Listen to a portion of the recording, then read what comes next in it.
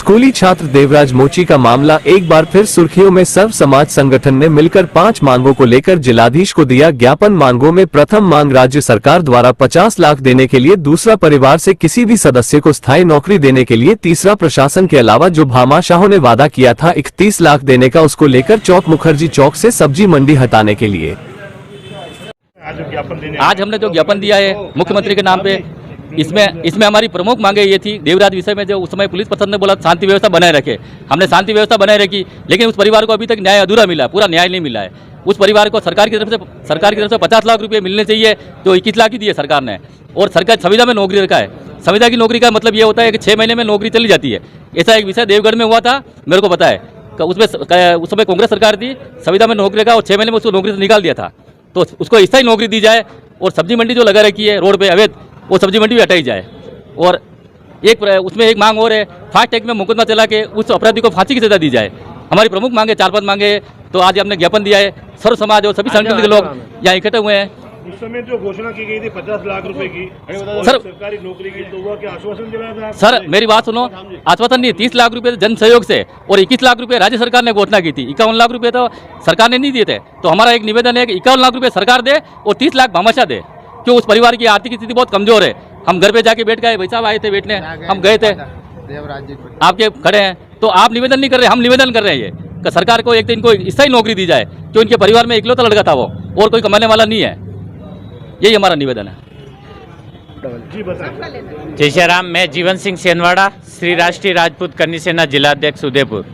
जैसा कि जो देवराज वाली घटना हुई है, निर्मम हत्या हुई है, और उस हत्या के पीछे जो पिछले मतलब उस डेथ बॉडी को लेके हम 4-5 दिन हॉस्पिटल में भी इलाज चल रहा था। उस इलाज के दौरान उसमें रक्षाबंधन का त्यौहार भी था, तो शासन प्रशासन ने भी ये कहा था कि भाई अभी शांति बनाए रखे, धरातल पे शांति बनी रहेगी तो अच्छा रहेगा, और सरकार द्वारा जितना अच्छा होगा उतना अच्छा कराएंगे।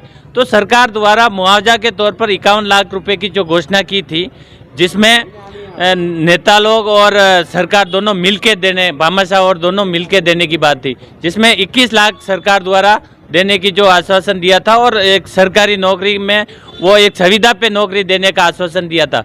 तो मैं सरकार से आपके माध्यम से, मीडिया के माध्यम से बताना चाहता हूं कि इस गरीब परिवार का इकलौता संतान थी और इकलौता वारिस था। आज चिराग बंद हो गया है, इसका चिराग उजड़ गया है, और इनके लिए अब ये भैया कहीं का नहीं रहा है, और इनको सरकारी नौकरी, अस्थायी सरकारी नौकरी दी जाए।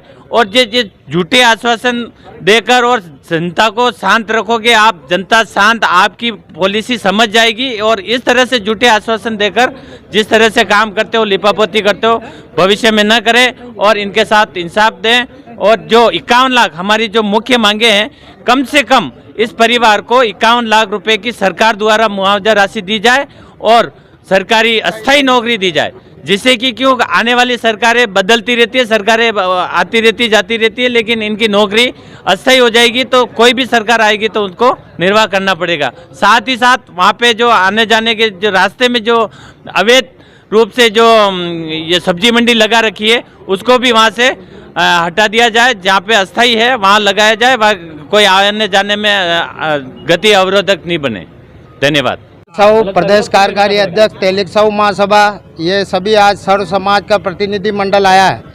अभी बहुचर्चित देवराज मोची का जो हत्याकांड हुआ, उसके संदर्भ में हमने आज 5 मांगे जिला कलेक्टर साहब को रखी है कि उस परिवार को सरकारी फंड से 50 लाख रुपए दिए जाए, और उस परिवार को इकलौता वारिस था, उसका हत्या होने से परिवार में कोई इनकम का सोर्स नहीं है, उसको स्थायी सर्विस दी जाए।